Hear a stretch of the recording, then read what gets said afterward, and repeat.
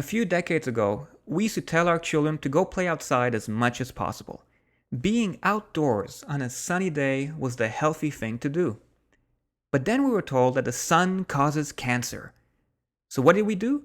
We quickly opened our front doors and yelled at our kids to get back inside. Because the sun's out there and it's gonna get you. Unless, of course, you wear and reapply several layers of sunscreen. And so we chased after our kids with bottles of sunscreen. And that's what we did. We became a society that is overly cautious and concerned about sunshine. And that's when we were told that we were becoming vitamin D deficient. Why? Not enough sun. How do we fix it? A pill. A vitamin D supplement. Sunshine in a bottle is what the marketing said. That was the answer, and we could pick this up from our local pharmacy. But we had more questions. Like which type or brand of vitamin D should we buy? How much should we take? And do these vitamin D pills really replace the benefits of being out in the sun? No, they don't. Because the benefits of getting some sunshine go far beyond simply raising your vitamin D levels. The world's leading expert on vitamin D is Dr. Michael F. Hollick. He's been doing vitamin D research for over 40 years. And here's what he has to say. The population of the world has been brainwashed by the American Academy of Dermatology and the sunscreen industry for 30 years, with the unrelenting message that you should never be exposed to direct sunlight because it is going to cause serious skin cancer and death. People are really quite surprised by the new message that sensible sun exposure, in moderation, is very important for good health. We should appreciate the sun for its benefits and not abuse it. He goes on to say, when you are exposed to ultraviolet radiation, not only do you make vitamin D in your skin, but you also make beta endorphin. And this may be one of the reasons that people feel better when they are exposed to sunlight. New evidence has suggested that nitric oxide is also being produced in the skin. Nitric oxide is a major regulator of blood pressure. So it seems that getting some sun exposure is now believed to reduce your risk of cardiovascular disease. Now here's another reason that vitamin D pills cannot replace the sun. Even if you do take supplements, 90 to 95% of your vitamin D is still coming from your casual exposure to sunlight. Consider this, when you put on a bathing suit and stay out in the sun just enough time for your skin to develop a slight pinkness, the amount of vitamin D you produce is equivalent to ingesting between 10,000 and 25,000 international units of vitamin D. And we also know that when you make vitamin D in your skin, it lasts 2 to 3 times longer in your body than when taking a supplement. That's why we know that vitamin D deficiency is a sunlight deficiency and not a supplement deficiency. The more research is done, the more we realize the sun's benefits. Dr. Hollick teaches us that we make additional photoproducts in our skin from exposure to UV light. These photoproducts may have some unique biologic properties and are perhaps the reason that sensible sun exposure decreases the risk of malignant melanoma. Yeah, you heard that right. Sensible sun exposure reduces cancer risk. And so the next question is, how much sun should we be getting? And this depends in part on the UV index. Here's a simple chart that shows the general recommendations. The top row shows the UV index. So let's say that the UV index is at 6, and you classify yourself as someone that occasionally burns and slowly tans. Then you need to spend about 15 to 20 minutes in the sun, with about 50 to 75% of your skin exposed. This means wearing shorts and a sleeveless t-shirt, without any sunscreen. Now, if you want an easy way to check the UV index, you can get an application for your computer or mobile device that will tell you what the UV index is at any given time where you live. And what it'll be the next day too, so you can make some plans to get some sun. And as long as the UV index is 3 and up, you're getting your vitamin D the most natural and healthy way possible. And that's by exposing your skin to the sun's rays on a beautiful day. Ideally between 10:30 a.m. and 3 p.m., because that's when sunlight provides UVB radiation, which helps you make vitamin D. Early in the morning or late in the day, you only get UVA from the sun, and that doesn't help you produce any vitamin D. And you need to do this at least 3 or 4 times a week. Now, after you spend your 15, 20, 25 minutes in the sun, to prevent burning, get some shade or apply some safe, natural sunscreen. Now, I myself grew up on an island in the Mediterranean. It was beautiful weather for most of the year, and my mother's idea of a babysitter was to drop me off at a basketball court on a beach, about 20 meters from the ocean. And she would leave me there all day in the sun, working on my jump shot. I had a pretty good jump shot. But then we moved to Canada, and that was my introduction to cold, long winters. Now, some of you are familiar with this. So what do we do if we live somewhere with cold, long winters? Do we shovel a lot of snow? Yes. Do we still make vitamin D when we go out in the sun during winter? No, we don't. During the winter months, when living above or below 33 degrees of the equator, very little, if any, vitamin D can be produced in the skin from sun exposure. And that's because the UVB waves don't reach us. No UVB means no vitamin D. So even when the sun is shining brightly on a beautiful winter day, you're still not producing any vitamin D. People living further than 33 degrees north or south of the equator make zero to little vitamin D in their skin for up to 6 months of the year. So if you're living in New York, that's 41 degrees north, Boston at 42 degrees, Montreal at 46 degrees, and especially higher up, such as Edmonton at 55 degrees, you're not making much, if any, vitamin D in the fall and winter.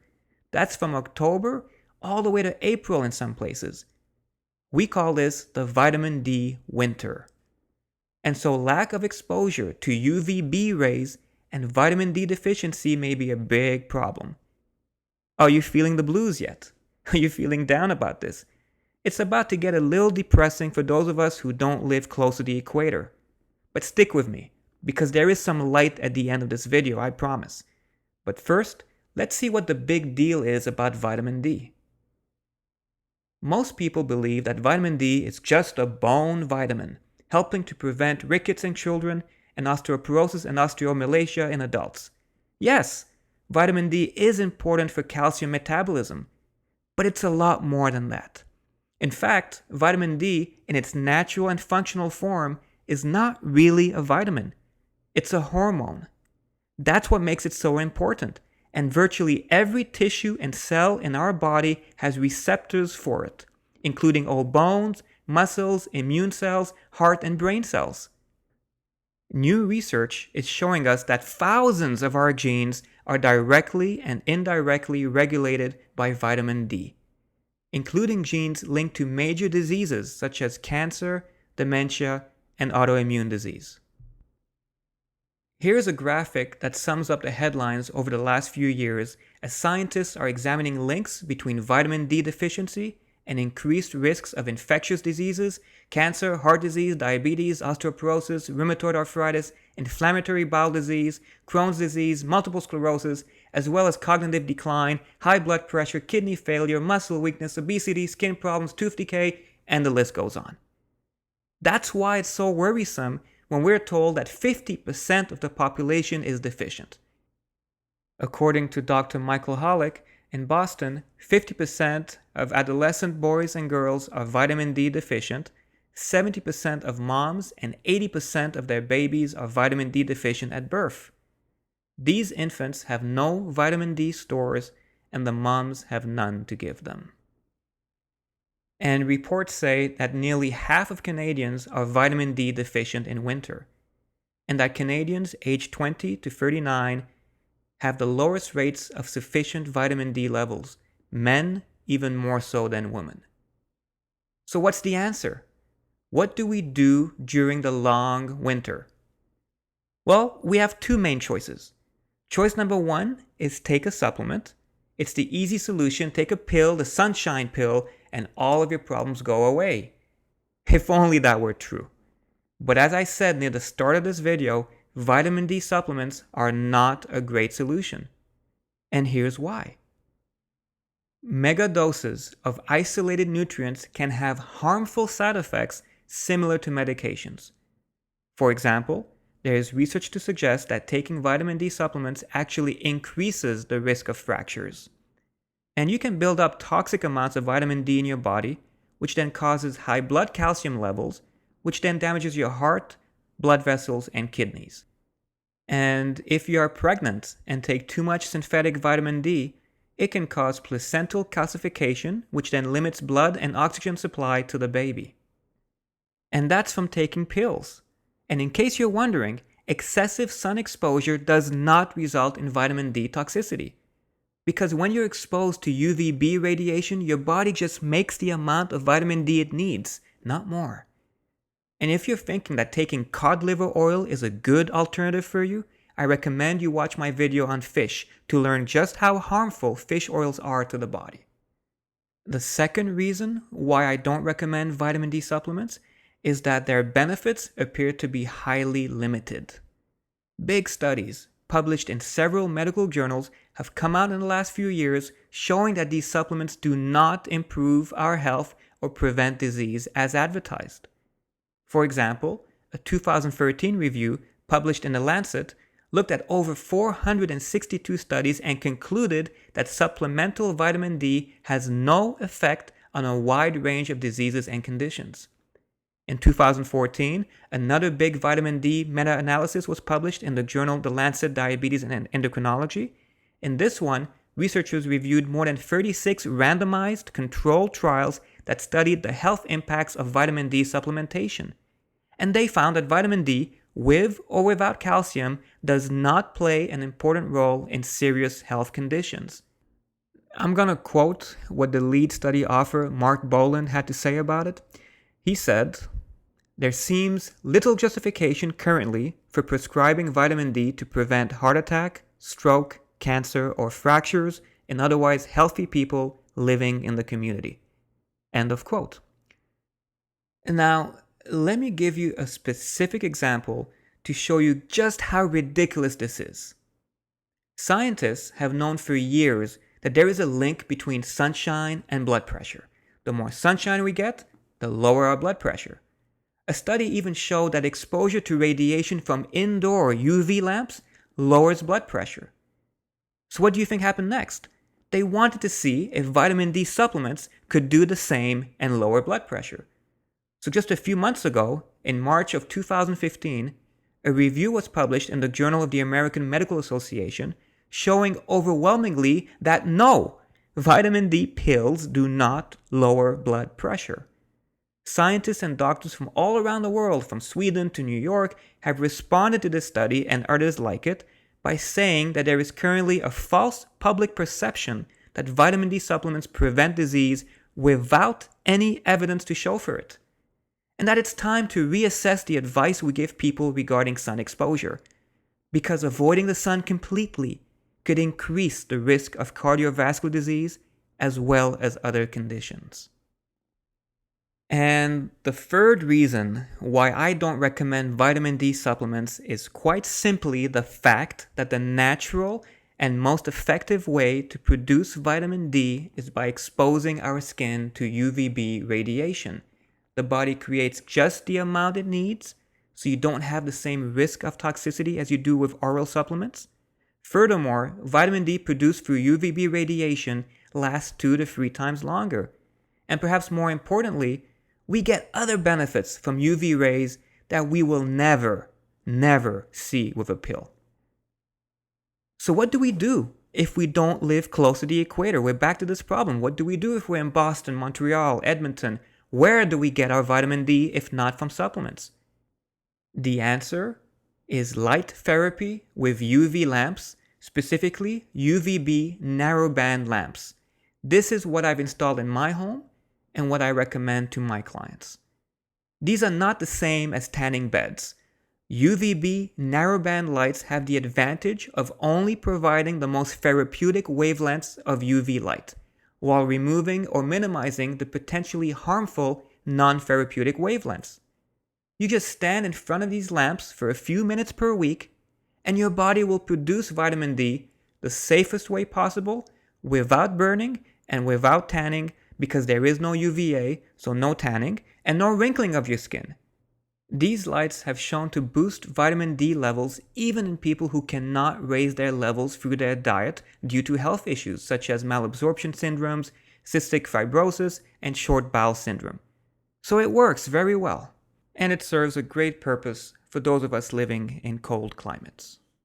If you want information on the specific unit that I use and recommend, I'm posting the details below this video on my website at markitonutrition.com, along with more information. Now, as you probably suspected, these UVB lamps provide a greater range of benefits than just raising your vitamin D levels. For example, they've proven over time to be the most effective and safest treatment option for skin disorders. In fact, Health Canada did something good this time, because it approved the use of UVB light therapy devices for the treatment of psoriasis, vitiligo, eczema, as well as for vitamin D deficiency. And a prescription is not required if you're living in Canada. So you can purchase a unit for your home anytime, and it qualifies for the Canadian Medical Expense Tax Credit. The National Eczema Association reports that for treating skin disease, narrowband ultraviolet B, UVB light, is the most common type of phototherapy. This uses a special machine to emit UVB light at 311 to 312 nanometers, which is the most beneficial portion of natural sunlight for skin diseases.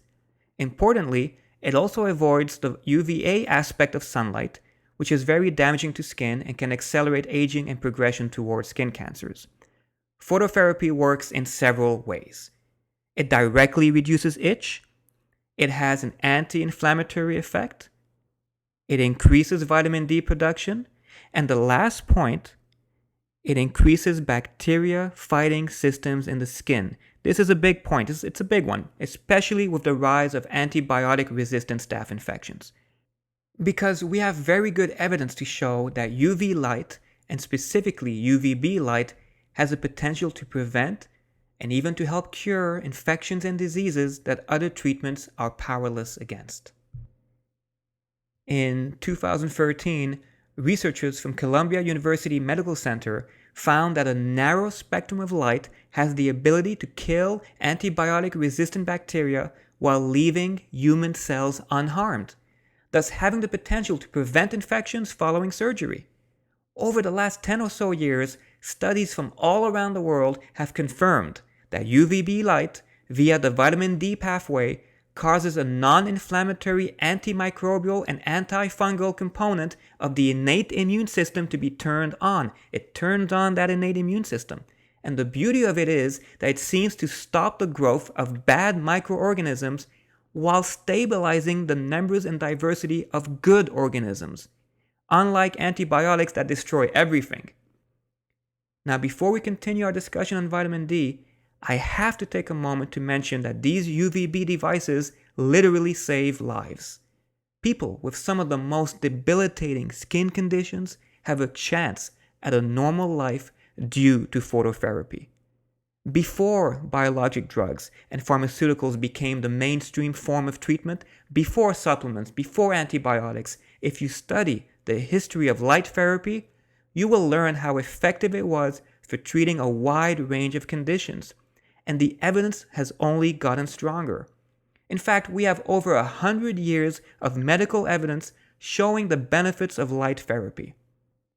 In 1903, the Nobel Prize for Physiology or Medicine was awarded to Professor Finson for his use of phototherapy to treat lupus vulgaris, which is a form of tuberculosis. Here is a quote from the Nobel Prize award ceremony speech back on December the 10th of 1903. Thus it was that Finson's method was hailed as a benefit to humanity when his treatment of lupus gave results which can, without exaggeration, be described as brilliant. That 1903 Nobel Prize award was the beginning of modern phototherapy. And from that point on, we've just improved on the technology. Now, let's fast forward to 1992. A study published in the Archives of Dermatology states that a non-Hodgkin lymphoma, called cutaneous T-cell lymphoma, most often occurs on areas of the body that do not get any sun exposure. So the scientists, they're scratching their heads. They're thinking that, hey, maybe UVB radiation offers some protection. especially since it was known that UVB radiation serves a role in regulating the immune system. So they said, let's test this, let's figure this out. Let's use UVB phototherapy to see if it can successfully treat cutaneous T-cell lymphoma. And of the 37 patients they enrolled in the study, 71% achieved a total clinical remission. The conclusion was that phototherapy with UVB appears to be effective in patients with early patch stage cutaneous T-cell lymphoma. And in 2014, a similar study was done using narrowband UVB to see if it could work for people with darker skin. And the result was another success.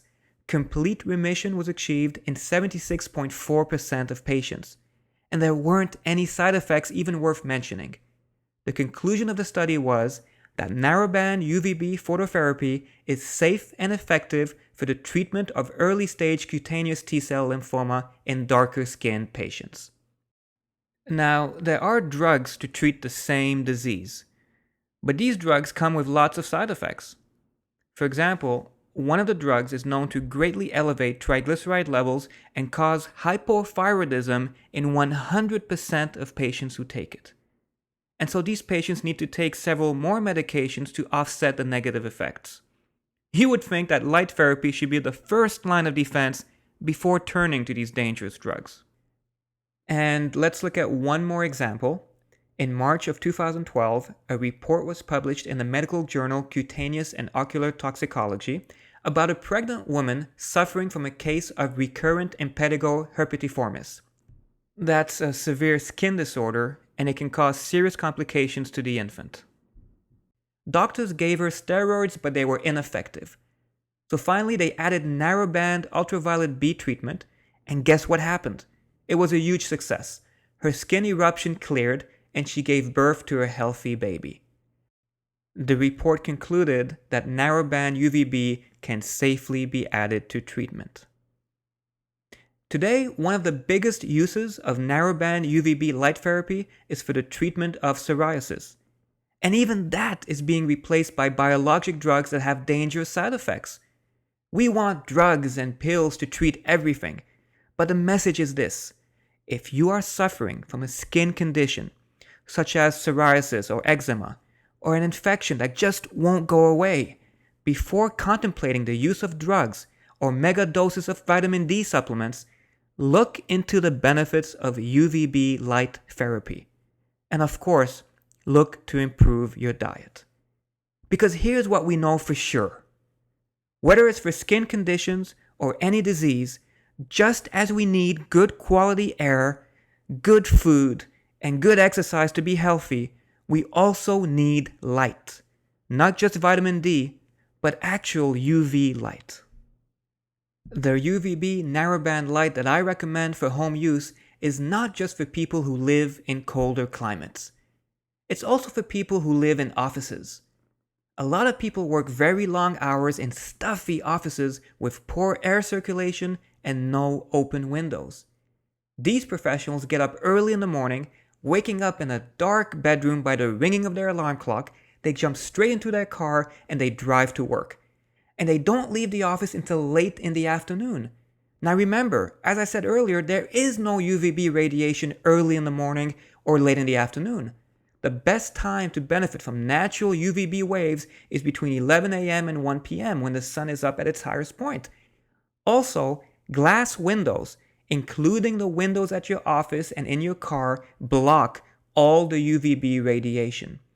So if you are getting sun behind the window, you are not benefiting from any UVB, and definitely not producing any vitamin D.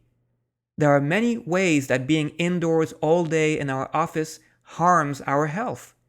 Did you notice the posture of all the people in this picture? It's horrible. So if you have an office job, the least you can do is get out during lunchtime and get some sunshine. Natural light is still the number one method of getting vitamin D, as well as the full spectrum of benefits that UV radiation provides. Now, let's put it all together. It's important to understand the whole truth about the vitamin D issue, because that's the only way to make sure that you're doing the right thing for your health. So here it is. Here's the vitamin D story. And let's make it a little more simple. There, that's better. There's the sun, and the sun says, "I've got your UVB right here, baby." So we can't resist the sun's charm, and we expose our skin to this UVB radiation. And this energy is absorbed by a cholesterol substance in our skin, which is then converted to vitamin D3.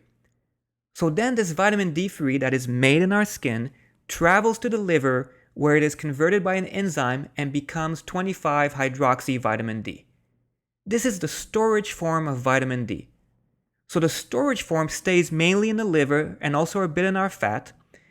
Now, when we need vitamin D, the storage form goes to the kidney, where it is metabolized by another enzyme into the active form of vitamin D, known as 1,25-dihydroxy vitamin D.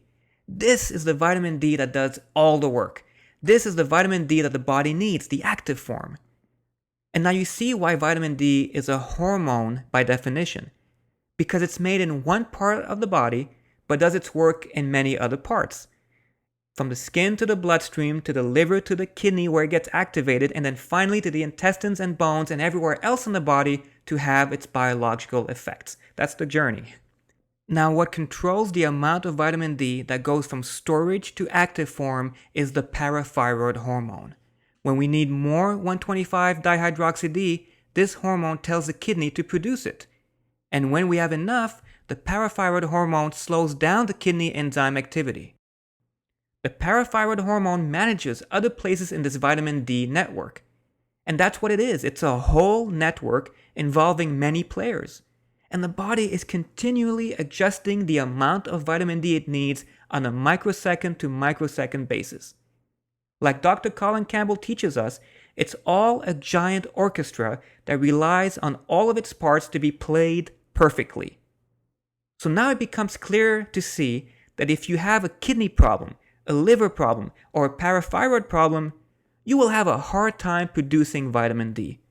So you've got to look at everything.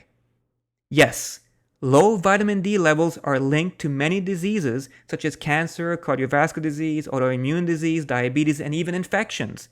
But with the exception of rickets, the medical industry cannot answer if low vitamin D is a cause or a symptom of poor health. They can't answer that. Yet many doctors have no problem recommending mega doses of synthetic supplements to the general public, either downplaying or not fully understanding the risks involved. But here's what we do know. You've got to examine every aspect of your health and your life. And you can start with your nutrition. Now it gets more interesting. Because as it turns out, the foods we eat impact how much of the active form of vitamin D we make. For example, consuming lots of animal protein can cause our 1,25-dihydroxy vitamin D levels to drop.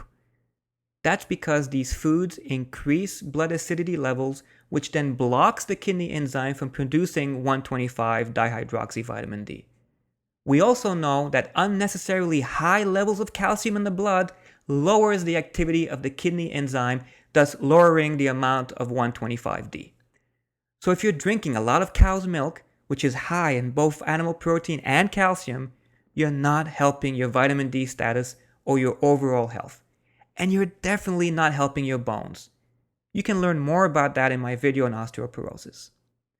Okay, so we've seen once again that there's a lot more to the story of how you go from being a person suffering from deficiencies and chronic health issues to someone who is on the path of achieving great health. Alright, it's time to sum it all up. Here are your take-home points. Number 1, don't believe all the hype about vitamin D supplements. Many links do exist between vitamin D deficiency and chronic disease, and vitamin D does play a huge role in our body, affecting thousands of genes, but vitamin D oral supplements have not shown to be promising. In fact, vitamin D is not even an essential nutrient by definition, because we have zero requirement to consume it. And megadoses can be harmful. Number 2, sensible sun exposure is a requirement for good health. That's our number 1 source of vitamin D, and it does wonders for your immune system. Now, I'm not saying we should burn in the sun or get a dark tan. We need to be sensible about it and stop being afraid of the sun, because you won't reach your health potential without getting some. Number 3, if you live somewhere with long, cold winters, consider that we are not meant to stay in this climate. We are designed to migrate somewhere warmer. But if we can't do that, getting a UVB narrowband phototherapy device for the home is the next best solution. Just a few minutes per week will safely maintain our vitamin D levels and provide other benefits. Use it properly and you won't burn, tan, or damage your skin in any way. Look under this video on my website if you want to know the one I use and recommend. If you're living in Canada, it's approved by your government and you won't even need a prescription for it. Now let me finish with one more important tip. Number 4, eat a proper plant-based diet. This is what keeps your liver and kidneys in excellent shape. It's what supports your body's ability to make vitamin D, and it also serves as an excellent sunscreen. That's right. My clients have reported that since transitioning to a healthier, whole foods, plant-based diet, they no longer burn in the sun as they used to. That's because we know that the best skin protection and the best cancer protection comes from your diet. And it's not a coincidence that the most complete and the most nutritious foods that support a healthy body are the green plants that collect the most light energy from the sun. That's why raw, plant-based foods are highest on our list. And so, if there is a magic pill for good health, I guarantee you that it must include good overall nutrition, good exercise, and some fun outdoors in the sun. Thank you.